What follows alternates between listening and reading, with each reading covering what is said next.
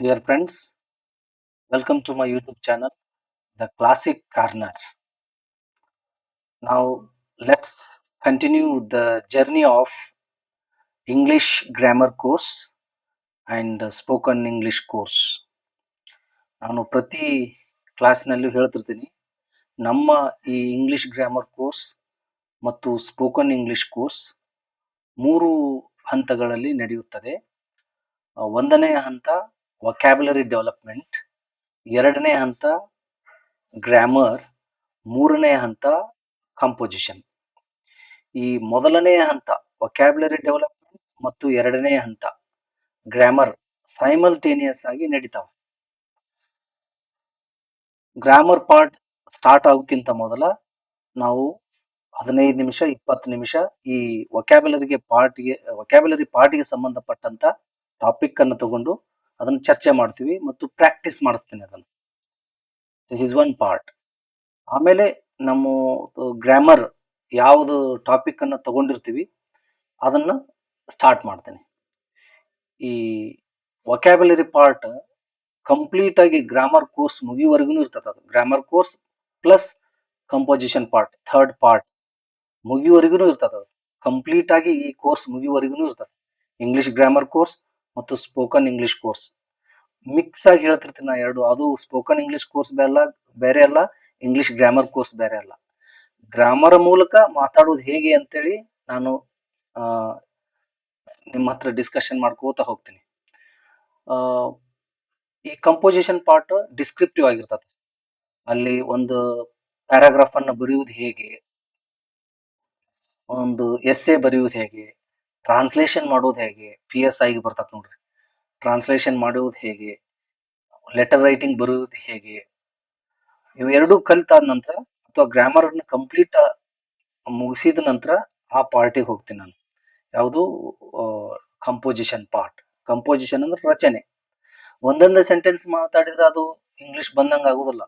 You should be able to write at least letter writing or a small paragraph or essay, or you should be able to translate Kannada paragraph into English paragraph into Kannada, like this. So ಇದು Kannada medium ಸ್ಟೂಡೆಂಟ್ಸ್ಗೆ ಭಾಳ help ಆಗುತ್ತೆ. English medium ಸ್ಟೂಡೆಂಟ್ಸ್ನು ನೀವು watch ಮಾಡ್ಬೋದು, ಯಾಕಂದ್ರೆ grammar ಅಲ್ಲಿ ನೀವು perfect ಆಗ್ತೀರಿ. Okay, ಈಗ ನಾನು ಮೊದಲು ವರ್ಬ್ಸ್ ತಗೊಂಡಿದ್ದೀನಿ. ವೊಕ್ಯಾಬ್ಯುಲರಿಗೆ ಸಂಬಂಧಪಟ್ಟಂತ ಟಾಪಿಕ್ ವರ್ಬ್. ಈ ವರ್ಬ್ 3 ಫಾರ್ಮ್ಗಳಲ್ಲಿ ಇರ್ತದೆ: V1, V2, V3. ಓಕೆ, ಈ 3 ಫಾರ್ಮ್ಗಳು ನಿಮಗೆ ಬರಲೇಬೇಕು. ಬರದೇ ಇದ್ರೆ ಇಂಗ್ಲಿಷ್ ಅನ್ನ ಮಾತಾಡಕ್ ಆಗುದಿಲ್ಲ ಮತ್ತು ಗ್ರಾಮರ್ ಅನ್ನ ಸರಿಯಾಗಿ ಅರ್ಥೈಸ್ಕೊಳಕ್ ಆಗುದಿಲ್ಲ. ನಾನು ಪ್ರತಿ ವಿಡಿಯೋದಲ್ಲಿ ಹೇಳ್ತಿರ್ತೀನಿ, ನೀವು ಹೆಚ್ಚು ರಿಪಿಟೇಷನ್ ಮಾಡ್ತಿರ್ಬೇಕು. ಸಾಕಷ್ಟು ಬಾರಿ ನಾವು ಕನ್ನಡ ಮಾತಾಡುವಾಗ ಈ ವರ್ಡ್ಸ್ ಗಳನ್ನ ಮಾತಾಡ್ತಿರ್ತೀವಿ. ಓಕೆ, ಬಟ್ ಆ ವರ್ಬ್ಸ್ ಅನ್ನು ಮಾತಾಡ್ತಿರ್ತೀವಿ.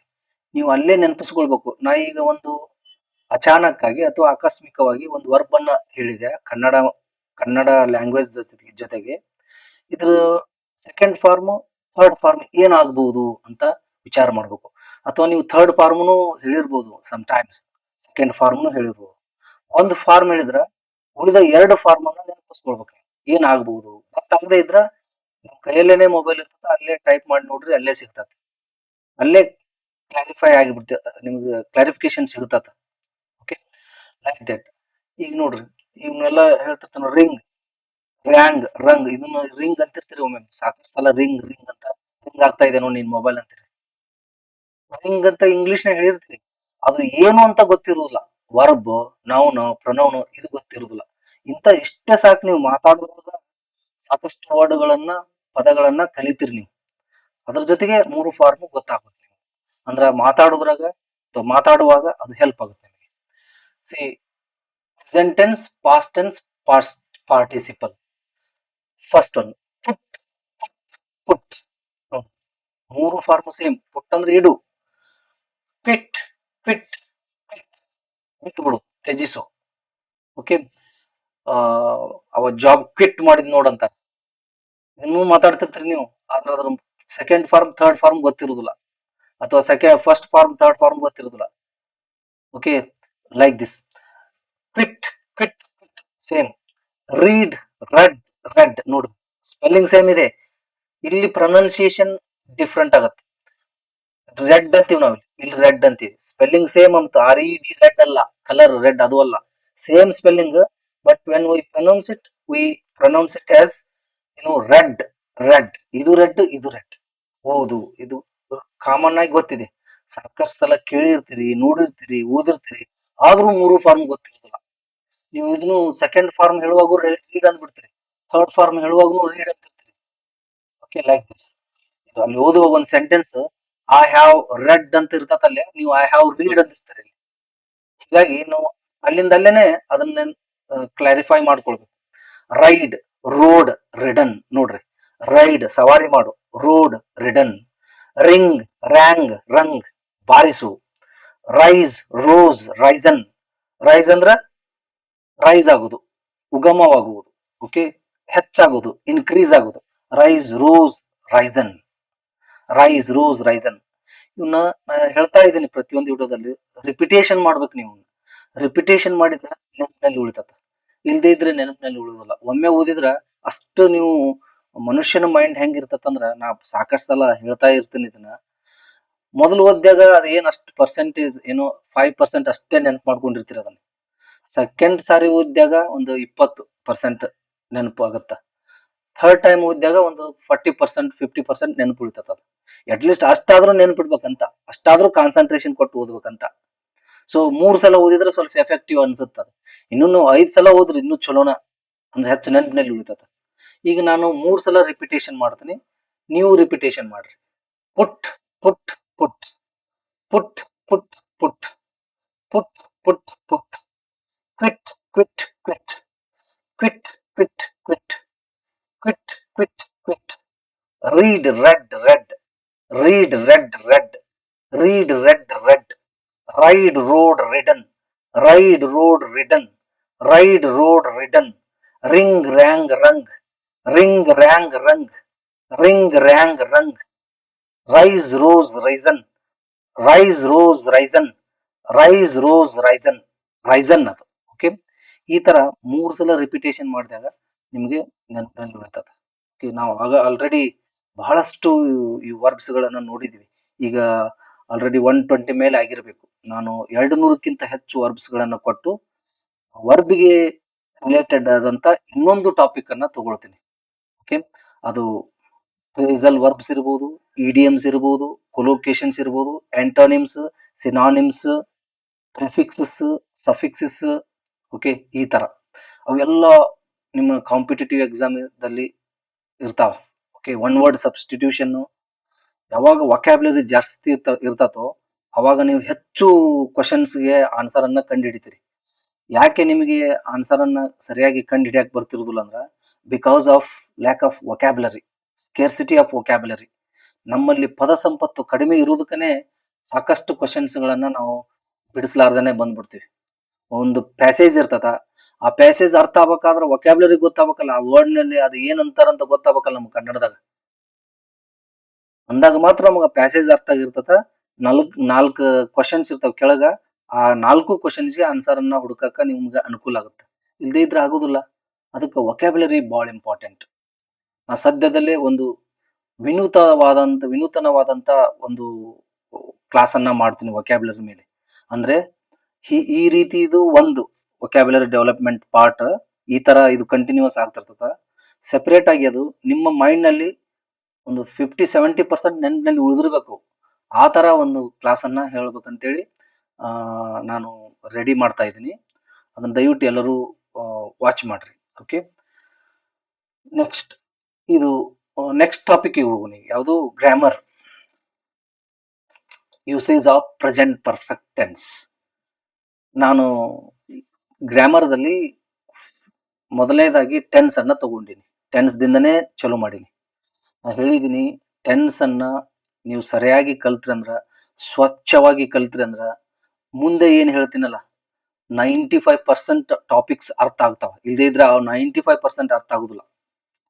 ಕೆಲವೊಂದಿಷ್ಟು ಒಂದು 5% ಟೆನ್ಸ್ ಇರದೇ ಇದ್ರು ನಡೀತದ. ಅಂದ್ರ ಅವು ಕಂಪಲ್ಸರಿ ಬೇಕಾಗುದಿಲ್ಲ ಟೆನ್ಸ್. ಈಗ ಆರ್ಟಿಕಲ್ ಮೇಲೆ ಅಷ್ಟೇ ಕಾನ್ಸಂಟ್ರೇಷನ್ ಮಾಡ್ತಿರ್ತೀವಿ. ಬಟ್ ಉಳಿದ ಟಾಪಿಕ್ ಟೆನ್ಸ್ ಚಾಪ್ಟರ್ ನಿಮಗೆ ಗೊತ್ತಿದ್ದಾಗ ಮಾತ್ರ ಅದನ್ನ ಬಿಡ್ಸಕ್ ಬಂದಿರ್ತದೆ, ಅದು ಬರುತ್ತದೆ, ಇರೋದ್ರ ಬರುದಿಲ್ಲ.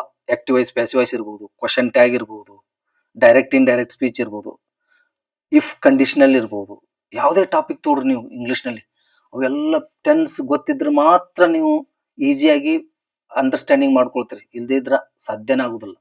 ಅದಕ್ಕೆ ನಾ ಟೆನ್ಸ್ ಅನ್ನ ಬಹಳ ಸ್ಲೋ ಆಗಿ ಹೊರಟಿದ್ದೀನಿ.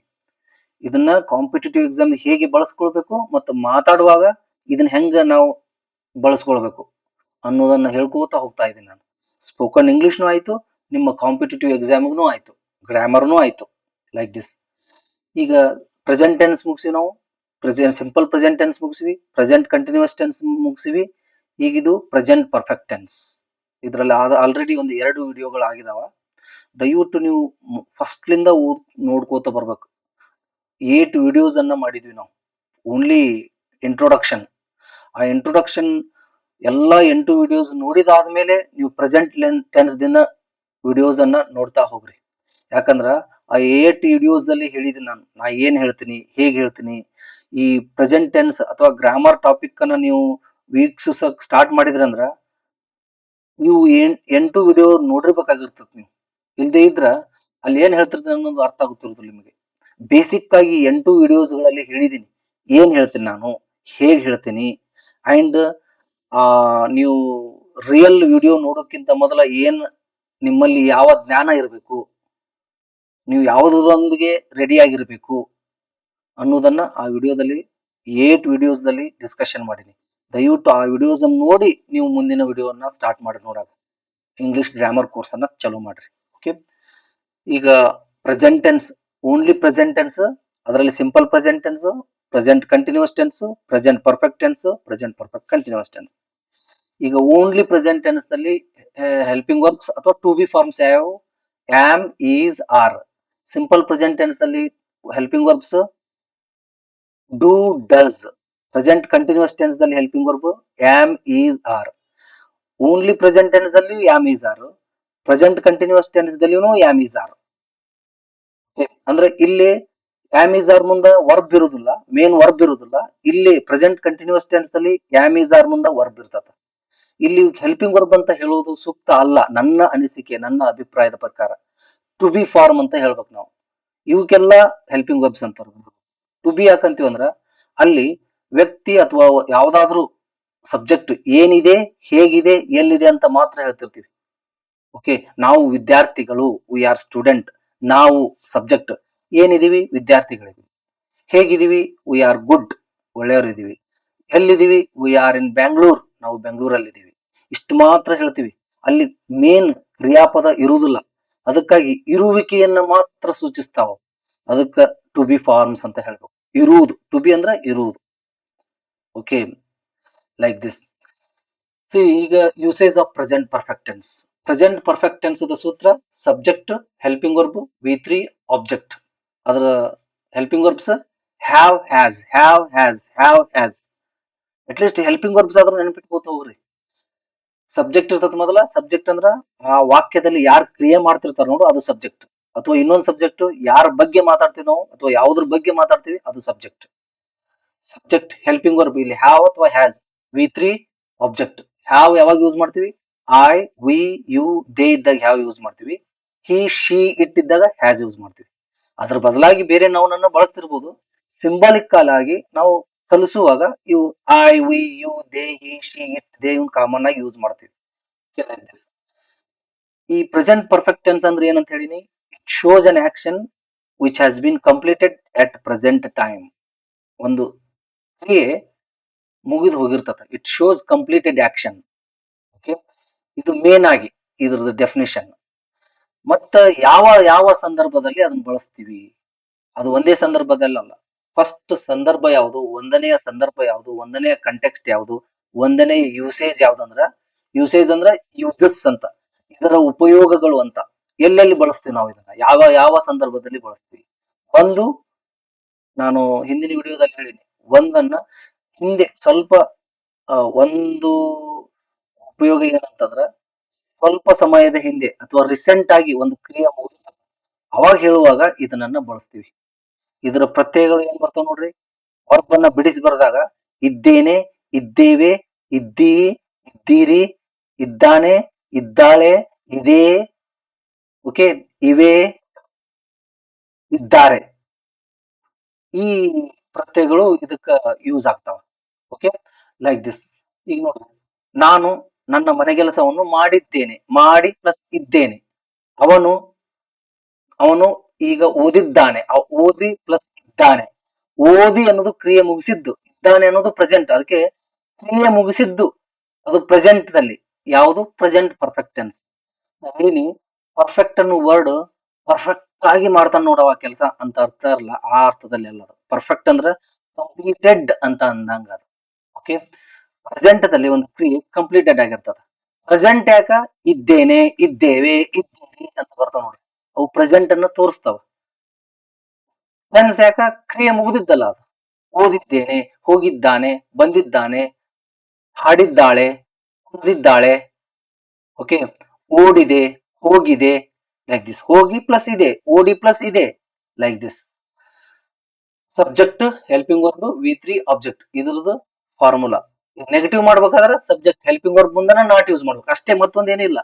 ಇದೆಲ್ಲ ಸೇಮ್. ಇಂಟ್ರಾಗೇಟಿವ್ ಮಾಡ್ಬೇಕಾದ್ರೆ ಹೆಲ್ಪಿಂಗ್ ವರ್ಬ್ ಮೊದಲು ತರ್ತೀವಿ. ನೆಗೆಟಿವ್ ಇಂಟ್ರಾಗೇಟಿವ್ ಮಾಡ್ಬೇಕಾದ್ರೆ helping verb plus not. So ಇನ್ನೊಂದನ್ನು ಆಗುತ್ತೆ, helping verb plus subject plus not. Subject ಮುಂದೆ ನಾಟ್ ಯೂಸ್ ಮಾಡ್ತೀವಿ. ಹಿಂದಿನ ವಿಡಿಯೋದಲ್ಲಿ ಇದನ್ನೆಲ್ಲ ಕ್ಲಿಯರ್ ಆಗಿ ಹೇಳ್ತಾ ಬಂದಿನಿ, ಜಸ್ಟ್ ರಿಮೈಂಡ್ ಮಾಡ್ತಾ ಇದ್ದೀನಿ ಅಷ್ಟೇ. ಈಗ ನೋಡ್ರಿ, ಮತ್ತೆ ಯಾವ ಸಂದರ್ಭದಲ್ಲಿ ಯೂಸ್ ಮಾಡ್ತೀವಿ? ಮೊದಲನೇ ಸಂದರ್ಭ ಯಾವ್ದಂದ್ರ, ರೀಸೆಂಟ್ ಆಗಿ ಒಂದು ಕ್ರಿಯೆ ಮುಗ್ದಿರ್ತದ, ಅಂತ ಸಂದರ್ಭದಲ್ಲಿ ಅದನ್ನ ಬಳಸ್ತೀವಿ. I have just finished dinner, I have just finished lunch, ಈ ತರ ಅಂತ ಜಸ್ಟ್ ಅನ್ನೋ ಪದ ಬಳಸ್ತಿರ್ತೀವಿ. ರೀಸೆಂಟ್ಲಿ ಅನ್ನೋ ಪದ ಬಳಸ್ತಿರ್ತೀವಿ ಅಲ್ಲಿ ಮೊದಲನೇ ಸಂದರ್ಭದಲ್ಲಿ. I have recently visited Agra, like this. ಸ್ವಲ್ಪ ಸಮಯದ ಹಿಂದೆ ಒಂದು ಕ್ರಿಯೆ ಮುಗ್ದಿರ್ತದ. ಓಕೆ, ಅಲ್ಲಿ ಸ್ವಲ್ಪ ಸಮಯ ಅಂದ್ರೆ ಸ್ವಲ್ಪ ಹಿಂದಿಂದನೂ ಇರ್ಬಹುದು.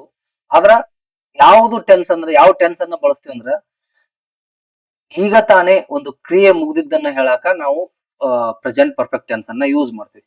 ಮತ್ತೆ ಯಾವ ಸಂದರ್ಭದಲ್ಲಿ ಯೂಸ್ ಮಾಡ್ತೀವಿ? The action happened in the past but its result is important. ನಾವು ಇದು ಒಂದನೇ ಉಪಯೋಗದ ಟೈಪ್ ಅನ್ನ ಆಗತ್ತ, ಆದ್ರೂ ಸ್ವಲ್ಪ ಡಿಫರೆನ್ಸ್ ಆಗತ್ತ. ಓಕೆ, ಸಂದರ್ಭ ಸ್ವಲ್ಪ ಡಿಫರೆನ್ಸ್ ಇದ್ರೂ ನಾವು ಬೇರೆನೇ ಹೇಳ್ಬೇಕಾಗತ್ತ. ಓಕೆ, ನೋಡ್ರಿ, ಒಂದು ಕ್ರಿಯೆ ಪಾಸ್ಟ್ ದಲ್ಲಿ ಆಗಿದೆ, ಆದರೆ ಅದರ ರಿಸಲ್ಟ್ ಈಗ ಇಂಪಾರ್ಟೆಂಟ್ ಅದೆ ಅಂತದ್ದನ್ನ ಹೇಳುವಾಗ ಪ್ರೆಸೆಂಟ್ ಪರ್ಫೆಕ್ಟ್ ಟೆನ್ಸ್ ಅನ್ನ ಹೇಳ್ಬೇಕು. ಇದು ಗೊತ್ತಾಗದೇ ಇದ್ರು ನನ್ನ ಹತ್ರ ಹೇಗೆ ತಿಳ್ಕೊಬೇಕು ಅನ್ನೋದನ್ನು ಹೇಳ್ತೀನಿ ನಾನು, ಅದಕ್ಕೆ ನೋಡ್ತಾ ಇರ್ರಿ ವಿಡಿಯೋ ಅಂತ ಹೇಳೋದು. ನೀವು ಹೇಳುದು ಇಲ್ಲಿ ಗೊತ್ತಾಗದೇ ಇದ್ರು ನಾ ಇದನ್ನ ಪ್ರೆಸೆಂಟ್ ಪರ್ಫೆಕ್ಟ್ ಟೆನ್ಸ್ ಅಂತ ಹೇಳ್ತಾ ಇದ್ದೀನಿ. ಇದು ಅರ್ಥ ಆಗದೇ ಇದ್ದಾಗ ಮತ್ತೇನ್ ಮಾಡ್ಬೇಕು ನೀವು ಅನ್ನುವುದನ್ನೂ ಹೇಳ್ತಾ ಇರ್ತೀನಿ ನಾನು. ಅದಕ್ಕೆ ಪ್ರತಿಯೊಂದು ವಿಡಿಯೋನು ಬಹಳ ಇಂಪಾರ್ಟೆಂಟ್. ಮೊದಲು ಇವನ್ನೆಲ್ಲ ಹೇಳಿ, ಇದನ್ನ ಎಲ್ಲಾ ಯೂಸಸ್ ಹೇಳಿ ಆಮೇಲೆ ಲಾಸ್ಟ್ ಹೇಳ್ತಿರ್ತೀನಿ ಅದನ್ನ. ಓಕೆ, ಯಾಕಂದ್ರೆ ಇವನ್ ಮೊದಲು ಪರ್ಫೆಕ್ಟ್ ಆಗ್ಬೇಕು ನೀವು. ಅಷ್ಟಾದ್ರೂ ಇಷ್ಟ ಹೇಳಿದಾಗೂ ನಿಮಗ್ ಗೊತ್ತಾಗದೇ ಇದ್ರ ಮತ್ತು ಬೇರೆ ದಾರಿ ಹುಡುಕ್ಬೇಕು ಅದಕ್ಕೆ, ಅಥವಾ ಹೇಗೆ ನಾವು ಅದನ್ನ ನೆನ್ಪಿಟ್ಕೊಳ್ಬೇಕು ಅನ್ನೋದನ್ನು ಹೇಳ್ತಿರ್ತೀನಿ.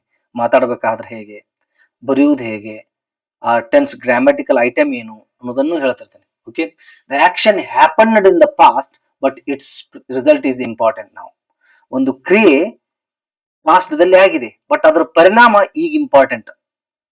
ಓಕೆ, ಅದನ್ನ ಹೇಳುವಾಗ ಪ್ರೆಸೆಂಟ್ ಪರ್ಫೆಕ್ಟ್ ಟೆನ್ಸ್ ಅನ್ನ ಬಳಸ್ತೀವಿ. ನಿಮ್ಮ ತಲೆಯಲ್ಲಿ ಈಗ ಒಂದು ಕ್ವಶನ್ ಅರೈಸ್ ಆಗ್ಬಹುದು, ಅಲ್ರಿ action happened in the past ಅಂದ್ರೆ ಮತ್ತೆ ಪಾಸ್ಟ್ ಟೆನ್ಸ್ ಗೆ ಸಂಬಂಧಪಡುತ್ತಲ್ರಿ ಅಂತ ಹೇಳ್ಬಹುದು. ಪಾಸ್ಟ್ ಟೆನ್ಸ್ ದಲ್ಲಿ ಒಂದು ಕ್ರಿಯೆ ಆಗಿರಬಹುದು, ಆದ್ರೆ ಅದನ್ನು ಪ್ರೆಸೆಂಟ್ ಟೆನ್ಸ್ ನಲ್ಲಿ ಹೇಳ್ತೀವಿ ಅಂತ ಹೇಳ್ತಾ ಇದ್ದೀನಿ. ಪಾಸ್ಟ್ ಟೆನ್ಸ್ ದಲ್ಲಿ ಆದಂತ ಕ್ರಿಯೆಯನ್ನ ಈಗ ಹೇಳ್ತಿರ್ತೀವಿ. ಈಗ ಹೇಳಿದ್ದನ್ನ ಅದನ್ನ ಪ್ರೆಸೆಂಟ್ ಟೆನ್ಸ್ ನಲ್ಲಿ ಮಾತಾಡ್ತಿರ್ತೀವಿ, ಪ್ರೆಸೆಂಟ್ ಪರ್ಫೆಕ್ಟ್ ಟೆನ್ಸ್ ನಲ್ಲಿ ಮಾತಾಡ್ತಿರ್ತೀವಿ. ಹಾಗಾಗಿ ಪ್ರೆಸೆಂಟ್ ಪರ್ಫೆಕ್ಟ್ ಟೆನ್ಸ್ ಅನ್ನ ಒಂದು ಕ್ರಿಯೆ ಪಾಸ್ಟ್ ದಲ್ಲಿ ಆಗಿದ್ದನ್ನೂ ಕೂಡ ಹೇಳ್ತೀವಿ ಅಂತ ಹೇಳ್ತಾ ಇದ್ದೀನಿ ನಾನು. Okay, like this. ಈಗ ನೋಡ್ರಿ, the action happened in the past but its result is important. ನಾವು ಫಸ್ಟ್ ನೋಡ್ರಿ, she has last Har keys. ನೋಡ್ರಿ, ಲಾಸ್ಟ್ ನಿನ್ನೆ ಹೇಳಿದೀನಿ ನಾನು, ಒಂದು ವಿಡಿಯೋದಲ್ಲಿ ಹೇಳಿದೀನಿ, ಲೂಸ್, ಲಾಸ್ಟ್, ಲಾಸ್ಟ್. V3 ನೋಡ್ರಿ, ಅದಕ್ಕೆ V3 ತಗೊಂಡ್ಯ.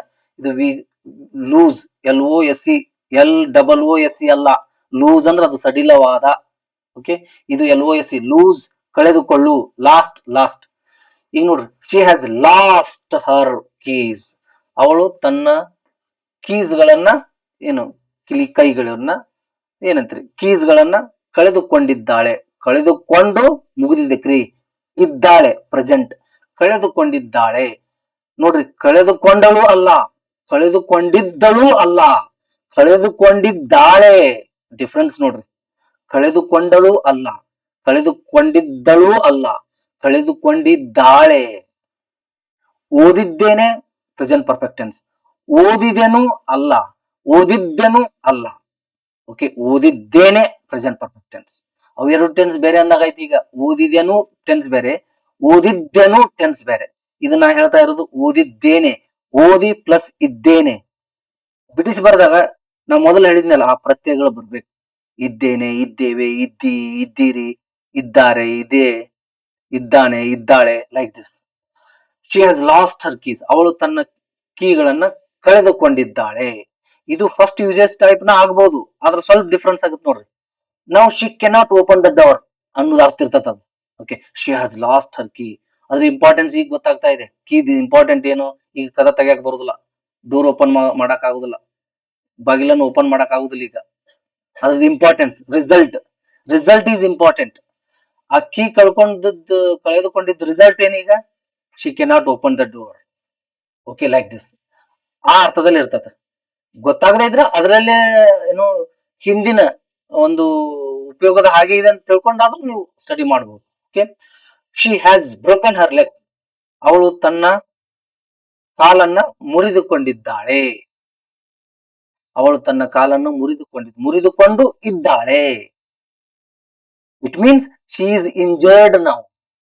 ಗಾಯ ಆಗೈತೆ ಅಂತ. ರಿಸಲ್ಟ್ ಏನು, ಮುರಿದುಕೊಂಡಳ, ಗಾಯ ಆಗೈತೆ. Like this. They have missed the bus. ಅವರು ಬಸ್ ಅನ್ನು ಮಿಸ್ ಮಾಡಿಕೊಂಡಿದ್ದಾರೆ, ತಪ್ಪಿಸಿಕೊಂಡಿದ್ದಾರೆ. Like this. ಅವರು ಬಸ್ ಅನ್ನು ತಪ್ಪಿಸಿಕೊಂಡು ಇದ್ದಾರೆ. ಈಗ ಹೋಗಕ್ಕಾಗೋದಿಲ್ಲ, ತಪ್ಪಿಸಿಕೊಂಡಿದ್ರೆ ಅದ್ರ ಪರಿಣಾಮ ಏನು, they have to wait. Like this. ಗೊತ್ತಾಗಿಲ್ಲ ಅಂತ ತಿಳ್ಕೊಡ್ರಿ. ಪ್ರತ್ಯಯ ವರ್ಬಿಗೆ ಪ್ರತ್ಯಯ ತಪ್ಪಿಸಿಕೊಂಡಿದ್ದಾರೆ, ತಪ್ಪಿಸಿಕೊಂಡು ಇದ್ದಾರೆ, ಕಳೆದುಕೊಂಡು ಇದ್ದಾಳೆ, ಮುರಿದುಕೊಂಡು ಇದ್ದಾಳೆ, ಮುರಿದುಕೊಂಡಿದ್ದಾಳೆ, ತಪ್ಪಿಸಿಕೊಂಡಿದ್ದಾರೆ. ಓಕೆ, ಕಳೆದುಕೊಂಡಿದ್ದಾಳೆ. Like this. ಅಂದ್ರೆ ಒಂದು ಕ್ರಿಯೆ ನೋಡ್ರಿ, ಇವು ಕ್ರಿಯೆ ಹಿಂದಾಗಿದೆ. ಇದು ಕಳೆದುಕೊಳ್ಳುವ ಕ್ರಿಯೆ ಹಿಂದಾಗಿದೆ, ಅದ್ರ ಪರಿಣಾಮ ಈಗ ಅನುಭವಿಸ್ತಾ ಇದಾವೆ.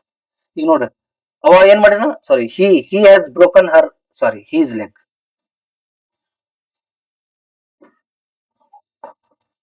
ಹಿ has broken his leg. Her leg ಅಂದ್ರೂ ಓಕೆ, ಬಿಕಾಸ್ ಅವಳ ಲೆಗ್ ಅನ್ನ ಮುರಿದಿದ್ದಾನೆ ಅಂತಾನು ಅರ್ಥ ಕೊಡ್ತಿರ್ಬಹುದು. ಬಟ್ ನಾವು ಹಿಂಗೆ ಬರೀ, he has broken his leg. ಅವನು ತನ್ನ ಕಾಲನ್ನು ಮುರಿದುಕೊಂಡಿದ್ದಾನೆ. Like this. ನೋಡ್ರಿ, ಕೊಂಡಿದ್ದಾನೆ, ಮುರಿದುಕೊಳ್ಳುವ ಕ್ರಿಯೆ ಹಿಂದೆ ನಡೆದಿದೆ, ಈಗ ಅದ ರಿಸಲ್ಟ್. ಈಗ he is injured now. They have missed the bus. ಅವರು ಬಸ್ ಅನ್ನು ತಪ್ಪಿಸಿಕೊಂಡಿದ್ದಾರೆ. ಯಾವಾಗ ಹಿಂದೆ ಆಗಿದೆ, ತಪ್ಪಿಸಿಕೊಳ್ಳುವ ಕ್ರಿಯೆ ಹಿಂದೆ ಮುಗಿದಿದೆ. ಓಕೆ, ಅದನ್ನ ಈಗ ಹೇಳ್ತಾ ಇದೀವಿ. ಹಿಂದೆ ಕ್ರಿಯೆ ನಡೆದಿದ್ದನ್ನ ಈಗ ಹೇಳ್ತಾ ಇದೀವಿ. ಅದು ಒಂದ್ ತಾಸಿನ ಹಿಂದೆ ಇರ್ಬೋದು, ಒಂದ್ ದಿನದ ಹಿಂದಿನೂ ಇರ್ಬೋದು, ಅದು ಒಂದ್ 2 ದಿನದ ಹಿಂದಿನೂ ಇರ್ಬೋದು, 1 ತಿಂಗಳ ಹಿಂದಿನೂ ಇರ್ಬೋದು, ಸೂಕ್ಷ್ಮವಾಗಿ ಗಮನಿಸಿದ್ರ. ಆದ್ರೆ ಮೊದಲನೇ ಉಪಯೋಗ ಜಸ್ಟ್ ನೌ ಅನ್ನೋದು ಅರ್ಥ ಬರ್ತಿರ್ತಾನೆ.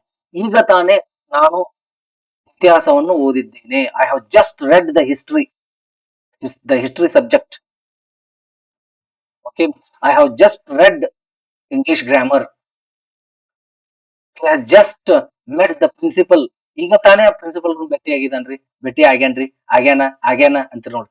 ಆಗ್ಯಾನ ಅಂದ್ರೆ ಭೇಟಿ ಆಗಿದ್ದಾನೆ. ಓಕೆ, ಈ ತರ ಈ ಸಂದರ್ಭವನ್ನು ಹೇಳುವಾಗ ಒಂದು ಕ್ರಿಯೆ ಭೂತಕಾಲದಲ್ಲಿ ನಡೆದಿದೆ, ಅದ್ರ ರಿಸಲ್ಟ್ ಈಗ ಇಂಪಾರ್ಟೆಂಟ್ ಆಗಿದೆ ಅಂತ ಸಂದರ್ಭವನ್ನು ಹೇಳುವಾಗ ಈ ಟೆನ್ಸ್ ಅನ್ನ ಬಳಸ್ತೀವಿ ನಾವು. ಗೊತ್ತಾಗದೇ ಇದ್ರ ಆ ಪ್ರತ್ಯಯ ಕಾಮನ್ ಆಗಿ ನಾವು ಮಾತಾಡೋದಿಲ್ಲ. ಈಗ ಇದ್ದೇನೆ ಬಳಸ್ತಾ ಇದೀನೋ, ಹೋಗಿದ್ದಾನೆ ಬಳಸ್ತಾ ಇದೀನೋ ಅನ್ನೋದನ್ನ ನಾವು ಕನ್ನಡದಲ್ಲಿ ವಿಚಾರ ಮಾಡ್ತಿರೋದಿಲ್ಲ. ಸಹಜವಾಗಿ ನಮ್ಮ ಆಡು ಭಾಷೆಯಲ್ಲಿ ಹೇಳ್ಬಿಡ್ತೀವಿ ಅದನ್ನ. ಗ್ರಾಮರ್ ಬದ್ಧವಾಗಿ ನೀವು ಕನ್ನಡದಲ್ಲೇನೆ ಕ್ರಿಯೇಟ್ ಮಾಡಿದ್ರ ಅಥವಾ ಅದನ್ನ ರಚನೆ ಮಾಡಿದ್ರ ನಿಮಗ್ ಪ್ರತ್ಯಯ ಸಿಕ್ಬಿಡ್ತದ.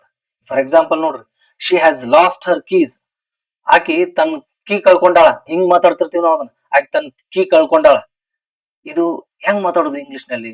ನಿಮ್ಗ ಯಾವ ಟೆನ್ಸ್ ಅಂತಾನೆ ಗೊತ್ತಾಗುದಿಲ್ಲ ಈಗ. ಯಾವ್ದು ಭಾಷೆದಲ್ಲಿ ಮಾತಾಡಿದ್ರ ಆಯಾ ಪ್ರದೇಶದ ಭಾಷೆಕ್ ಅನುಗುಣವಾಗಿ ಮಾತಾಡ್ತಾರ. ಆಕಿ ಕೀ ಕಳ್ಕೊಂಡ್ಬಿಟ್ಟಾಳ್ರಿ ಅಂತೀರಿ.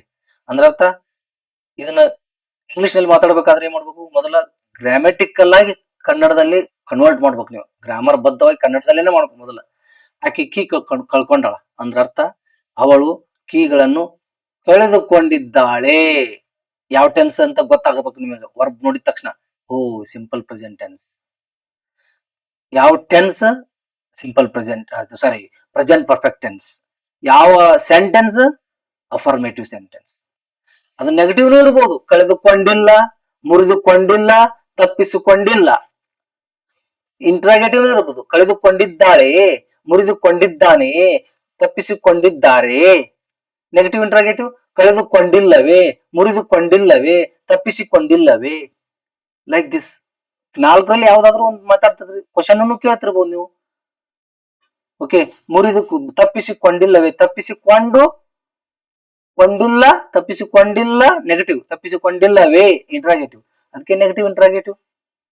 ನಾಲ್ಕನೇದ್ದು ಲೈಕ್ ದಿಸ್. ಸೊ ಈ ತರ ಆಡು ಭಾಷೆದಲ್ಲಿ ಮಾತಾಡ್ತಿರ್ತಿರಲ್ಲ, ಅದನ್ನ ಕರೆಕ್ಟ್ ಗ್ರಾಮ್ಯಾಟಿಕಲ್ ಆಗಿ ಕನ್ವರ್ಟ್ ಮಾಡ್ಬೇಕು. ಆ ಕೀ ಕಳ್ಕೊಂಡಾಡ್ರಿ, ಅವಳು ಕೀಯನ್ನು ಕಳೆದುಕೊಂಡಿದ್ದಾಳೆ.